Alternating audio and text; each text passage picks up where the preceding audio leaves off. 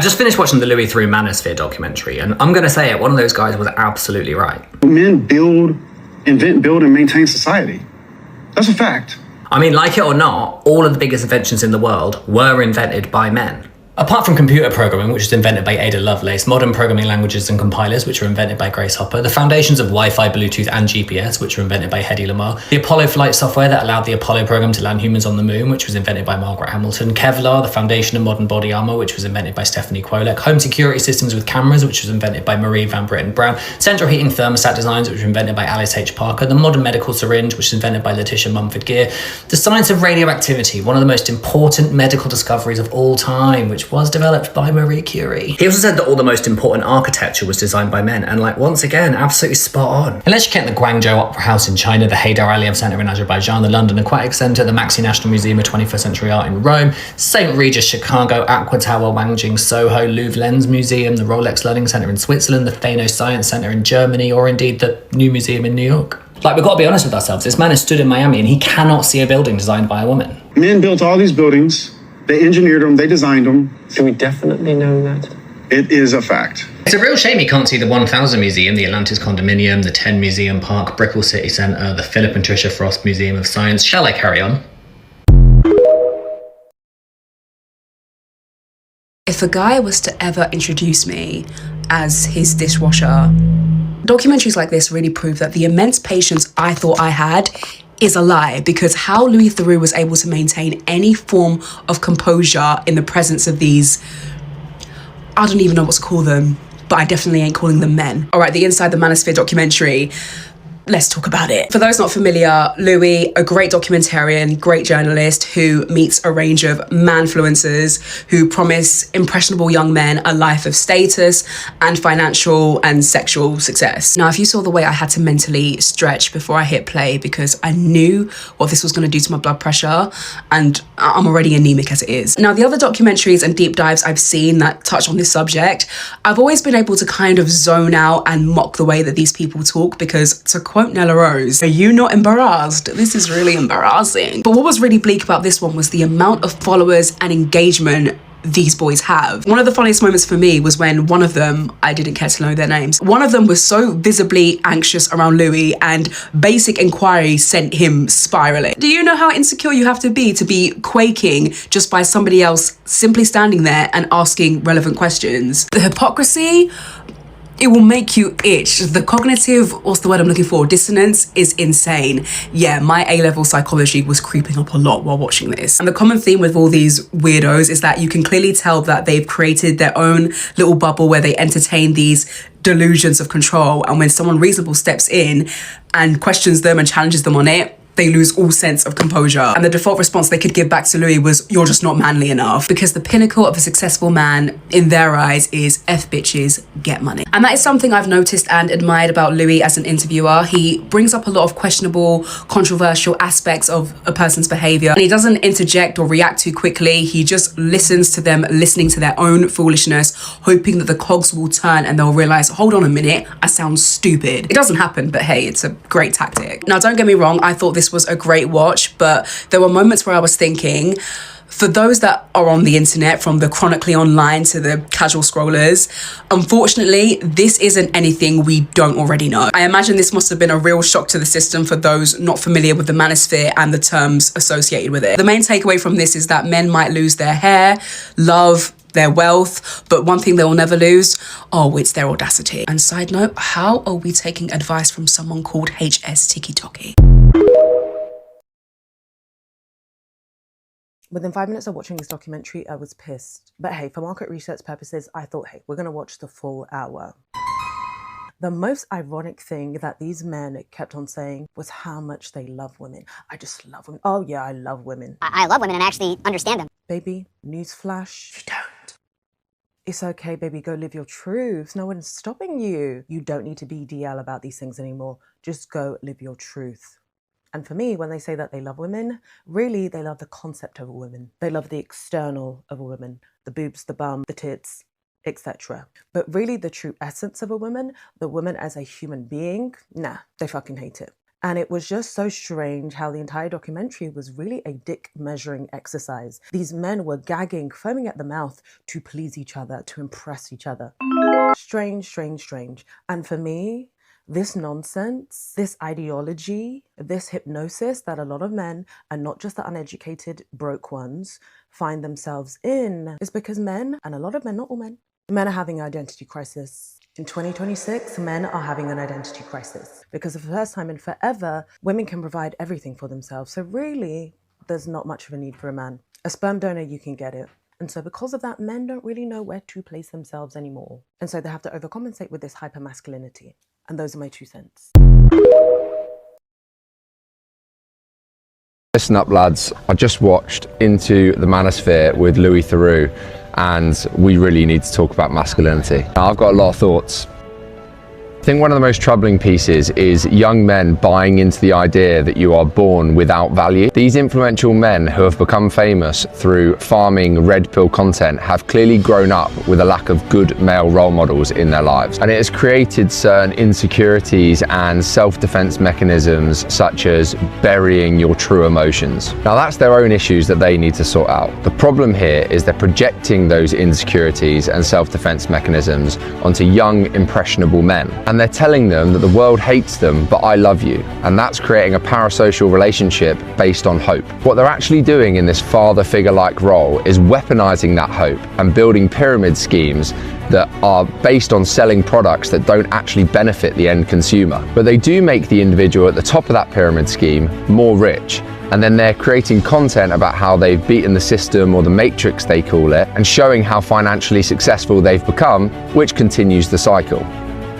Now, the women that are utilizing the Manosphere to monetize their own content have their own issues that they need to deal with. And they're being used as examples of what it is to be a woman, and that is influencing young men's views on women that are not necessarily representative, and that is very dangerous. The irony about all of this is these influencers talk about people at the top keeping young men down, but that is exactly what they're doing to their followers. They've created their own matrix. Anyway, I'm going to keep talking about this topic and trying to fight the good fight.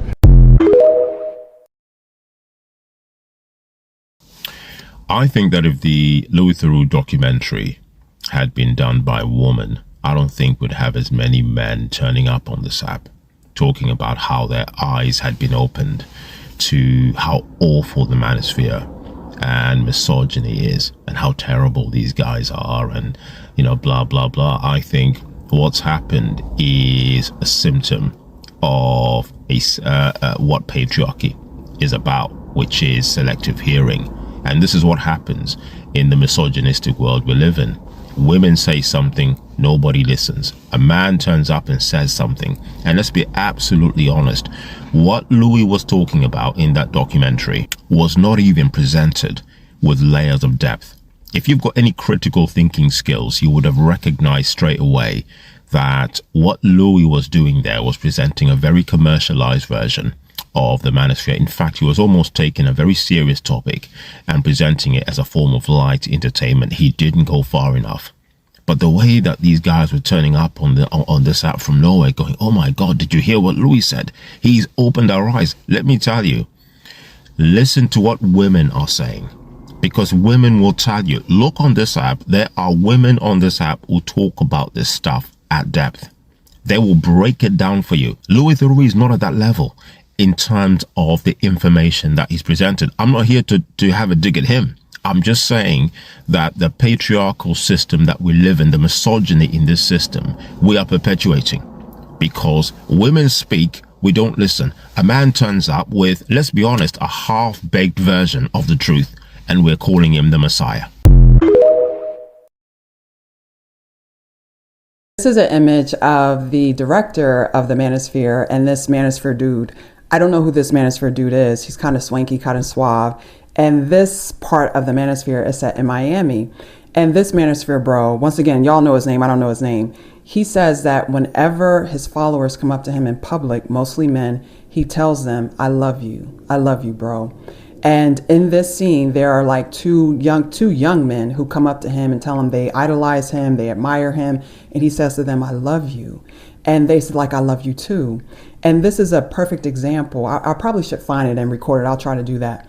This is a perfect example of what happens to men and boys when they don't have a loving father figure or a loving adult, an attachment figure in their life that can look at them and see value in them. Boys need to see themselves through the gaze of another person in order to develop appropriately.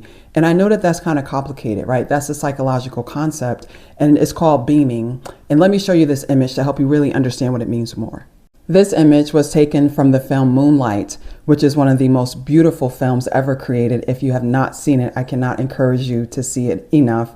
This movie is about a young black boy who is queer, who is coming of age. And Mahershala Ali, in one part of his life, plays an authority figure. And he's trying to help this young man understand that he's being picked on at school because he's queer. And it's nothing to be ashamed of. And it is a fact who he is. And this image captures this moment of what I'm describing, this sort of beaming on a young boy from a loving, caring figure that's gentle, that's present, that's approving, that's saying you're worthy, and I think you're amazing, and I love you. And this image is so powerful because this is what boys need.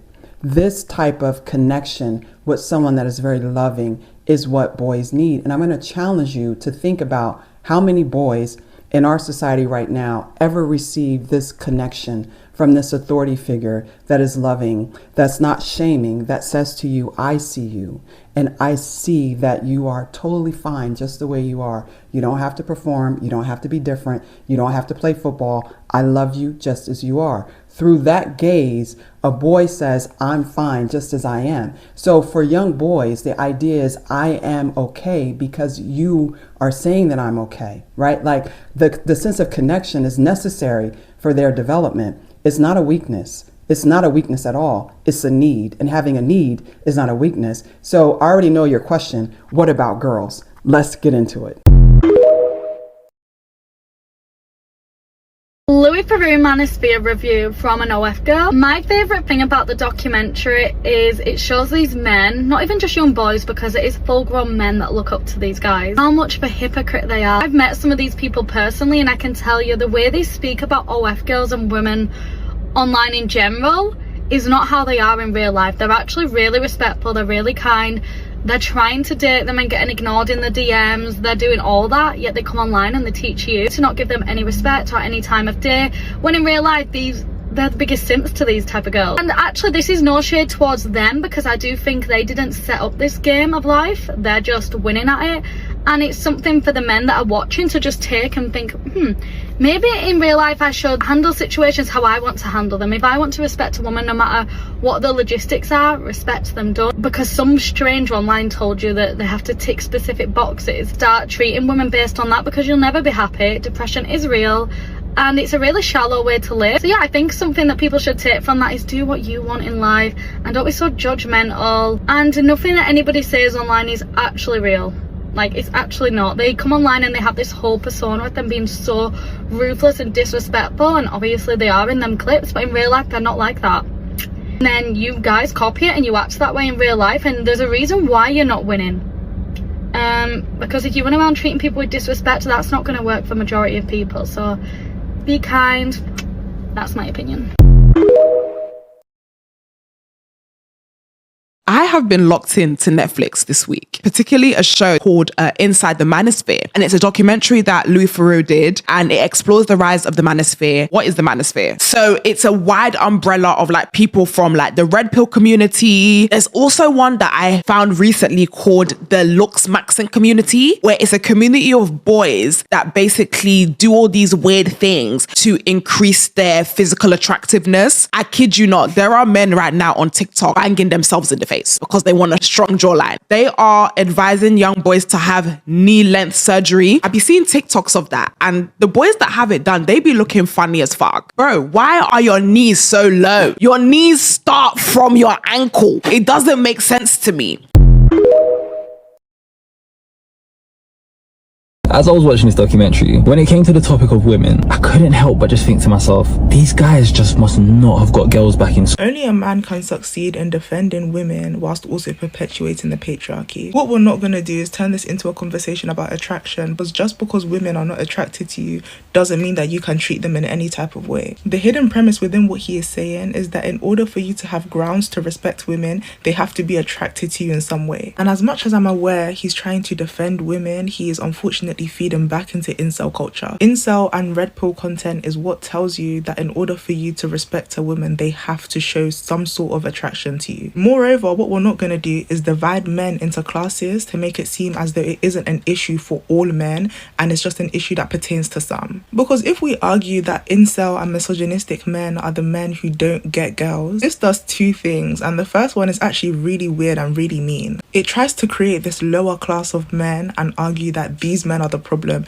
everyone else is fine, and these are the problem people that you should be attacking when it comes to trying to combat incel and red pill content. And that leads to number two, which is it creates a false conclusion that good looking men and men that are surrounded by women are not problematic. And that is the most preposterous thing that any of us would have heard, because what you're going to find is that it's typically the good looking men that are the most misogynistic. So this false equivalence of not getting girls or girls not being attracted to you and a pipeline to incel culture is false. When we are breaking down misogyny, we need to focus on the actual misogynistic tendencies, and we need to focus on the system that allows these men to behave like this in the first place. This is an issue for all men. All men should be checking their friends. All men should be addressing this as if it's an issue for themselves. This is not a thing where we're going to say, oh, it's them, not us, or oh yeah, it's the boys that didn't get girls in school, but because I got girls, I'm not misogynistic. No, because that entire rhetoric in and of itself is patriarchal and misogynistic in nature.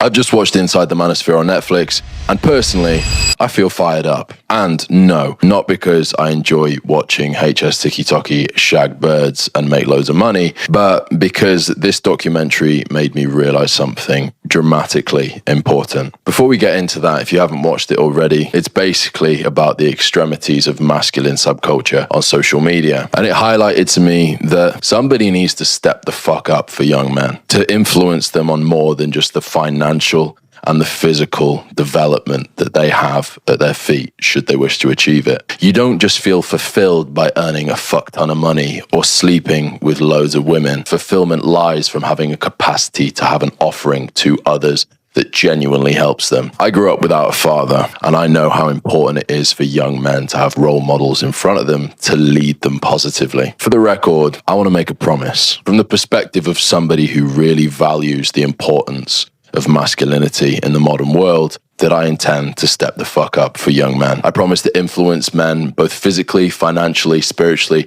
and emotionally, and all things psychological that you possibly could. I want to be that for young men because I'm damn fucking passionate about it. And that's what I do on a personal basis as a coach, but I want to do more than that. If you're a young man or you know a young man that could do with some positive guidance or influence, please drop me a follow. Anyway, I'm sure I'll see you around.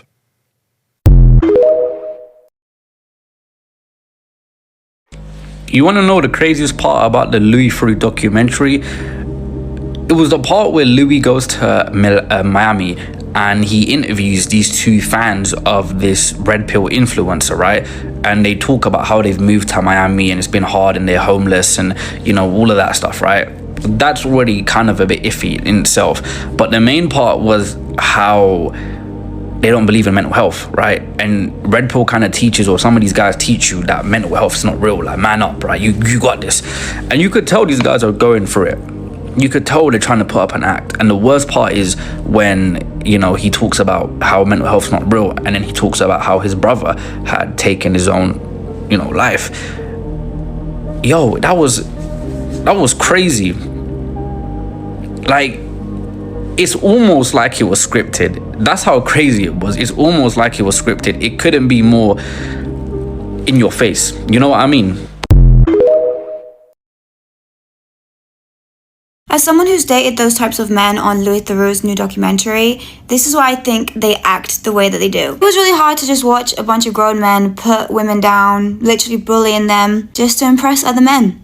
Kinda suspect, to be honest. What was interesting was he mentioned that all these men that were just degrading women, bullying them, none of them had a dad. And when I related to every guy I've dated that acts the same way, and they think it's really funny and fun to insult women, put them down, they didn't have dads either. I think women get blamed a lot for, oh, you have daddy issues. Men say, oh, fatherless behavior. Why don't people talk about men's fatherless behavior? The effects are a lot worse. Instead of healing in a healthy way, they're blaming women for the fact they didn't have a dad. But yeah, what did you guys think of that documentary? I felt like I was gonna throw up at the end. Yo, man, I was watching that Louis Theroux documentary and I was just thinking, like, how could niggas be so confidently tapped? Hello guys, welcome back to another review on the channel. Shall I say review on the channel? Okay, you know what guys, let's start back. Okay guys, welcome back to the channel. So guys, to be fair, today of course we know what we're talking about, as you can tell from the beginning of the video, which is guys, pardon the noise. I do live near the motorway. I'm pretty sure, guys, if you follow me now, you know I live around the motorway, guys. I can literally start. I can literally sit here, guys. I'll see cars passing, like really passing, you know, and it's very bright and sunny. Like guys, cars are literally passing in front of me, and that happens every day in my apartment. So please pardon the noise. So guys, back to what I wanted to say, guys. So to be fair, when this documentary came out, I was busy and everything. I thought I was gonna make a video, but I didn't know I was gonna take time to make a video. Not now. I didn't actually. I wanted to make a video at first, but I said no, I'm not gonna make a video. But now I'm making a video. So well, we're here. So well, I'm making a video. Okay, so yeah, we're making a video, guys. Why am I saying that? I'm sounding a little bit crusty. Okay, let me go back to what I was saying, guys. Wow. Wow. Guys, you know I've never heard of Louis Theroux. I've never heard of Louis Theroux. It was just in this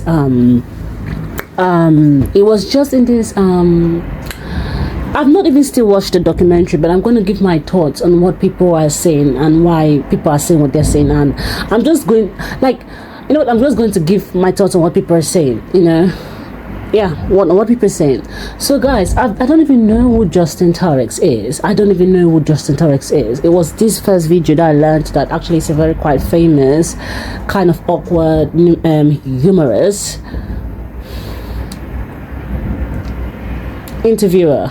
Yeah. So like it's quite crazy because, like,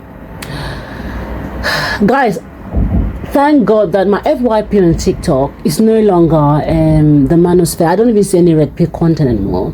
It's mostly like feminist content and misandrist content. And guys, I don't care. I'm proud to say that's what my FYP is, because I built it brick by brick on TikTok. Because guys, what do you have to forget about? The thing is, guys, I'm so in a kind of way a little bit pissed and a little bit happy on how TikTok has actually progressed. Guys, the vibe of TikTok in 2026, and I think this vibe started very early on 2025, because if you looked at, I think it started, let's say, late 2024. That was when the vibe of TikTok started to change. Let's say late 2024. Guys, I could remember 2022, 2023, people are doing challenges, people are doing dancing. Like, I don't know if that time TikTok shop existed, but that time people were doing challenges, people were dancing, people were actually doing lots of stuff. People were just dancing on TikTok, doing stuff and everything. You're seeing dance challenges, singing challenges and everything. But guys, the vibe of TikTok has changed, and I do believe it changed with when they started including this live streaming and also including all these panelists battling and everything. It changed. It just changed, guys. I can remember back in 2022 where the vibe of TikTok was just people dancing, just people jollying and everything. But guys, that vibe has changed. It's changed so massively. So massively, guys. The vibe has changed so massively. And it's just so sad to see that. I'm happy even to see that I no longer see the, like, let's say the red pill content or whatever. I don't see it anymore of my NYFB. When I just want to see it, I just scroll past. I just scroll past it. I don't even give it a second thought. And guys, I don't see them anymore. And I've always known that the red pill people are full of rubbish. They're full of rubbish, and I think for quite, let's say, more than 8 months now, I stopped watching them. My FYP is no longer showing any red pill content. Like, it just doesn't show red pill content at all. It doesn't at all. It just doesn't show red pill content, you know. But the thing is, like, and the thing is, the thing is,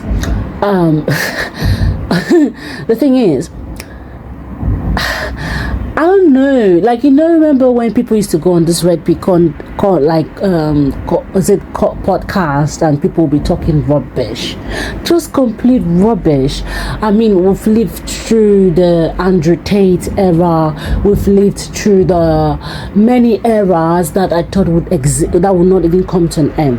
Thank God we're not hearing about them anymore. I do believe a partly of the reason is because people have caught on to their game, and actually people from higher places are actually watching them. And that's not to say those people from higher places are angels, by the way. But I do think someone with Andrew Tate, I'm sure he has made pretty lots of his money, and he has gone back to whatever hole he's hiding, whatever rabbit hole is, you know, whatever rabbit hole or hole he's hiding. Yes, whatever hole he's hiding, he has gone back to it. And like all this thing about I don't even know these people on this documentary, guys. That's the thing. The only person that I know is the Bain guy, who has been consistent and who was around when Andrew Tate was around. But I don't know all this he's talking. The other person that was also talking about women not being able to contribute to society. I don't even want to talk about people not being able to contribute to society and how women have not contributed. Like, it's just so silly for people to think that the reason why men have power is because they have made so much contribution to society. No, it's because they actually, for thousands of centuries, have always clinged on to power, not because they're special, not because they've got the brains to lead society. I do think if a matriarchy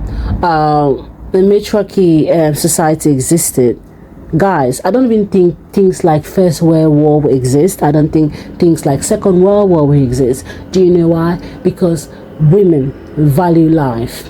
Whether you have given birth to children or you have not given birth to children, the thing is, it's not because it has nothing to do with the fact that we are nurturing or whatever. It's just because we are the one who bring life on planet, and we know on this planet Earth, on the planet, and we know how hard it is to actually nurture someone in your womb for 9 months and actually give birth to that child. Because if men carried children in their womb, and like, I don't believe that they will be the one that is clinging on to power.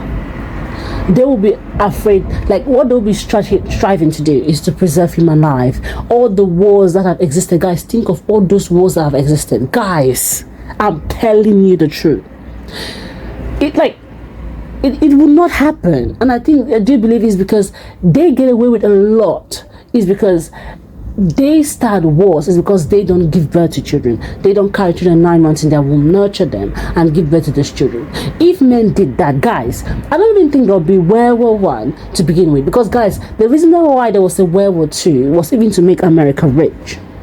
It was to make America rich, allegedly. Or should I say allegedly or not allegedly, or is it known fact? I don't know. But it's not a word on the street. It was to make America rich. That was the purpose of Second World War. Yes, it was the purpose of Second World War. That is why I really can't stand women who are pick-me, women who are male-centered, women who are actually active supporters of the patriarchy, whether they are actually ignorant or not. I will never be able to stand them because I just can't, in my mind, compute it. And Like, there are loads of things. And I think one last thing I'll conclude is, that's why when I see like women like Candace Owens, or these conservative women, and even also democratic women or liberal women who are male-centered or pick me, talking about, especially Candace Owens saying that she does not believe in the Me Too movement, Megyn Kelly, all these people are talking about. Guys, I even saw a YouTube video about this guy about this girl saying, why are you going to choose a job over a man who is there to protect you? Protect you from who? People are choosing the bear. Women are choosing the bear over men. Over men. People are choosing the bear over men. Protect who from who? You say, oh, you're going to give my life to the company and they'll discard you. Guys, men are also giving their life to the companies and they're discarding them. What is good for the goose is good for the gander. So if a man is going to give out his life on a job, why can I not give my life also? Why do I have to say, okay, oh, this, that, and everything? A man can also give more value. If you're saying a man is, like, let's say a woman is actually more fit to actually, you know, because they're nurturing, flip that. A man can also be nurturing and can also sacrifice his life for the family, like being a house father. But men are wise. Do you know why? Because they choose the one that is going to benefit only them. And if women want to be like that, and so what? So what? Guys, and the reason why women will choose the bear is not because they don't know that the bear is harmful. It's because they know the bear is going to kill them, but they choose to be killed by the bear than to be killed by someone who they have given their all and the person will still kill them. At least the bear has the functioning capacity of an animal. Why the man with the functional capacity of a Homo sapien or a functional capacity of a superior being to an animal will still have that primal desire to kill when they don't get their way? So do you see how hurtful it is?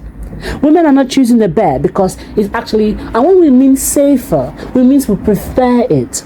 Because at least we can understand that if they were being killed by them, we say, oh, that's a wild animal. That's a wild animal, and they have a reasoning capacity of an animal. Yeah. So all this nonsense that they're talking about, this Manosphere, and I've not even watched the documentary, and I don't think I'll watch it. I don't think I'll watch it because I've got better things to do in my time than to watch such shit.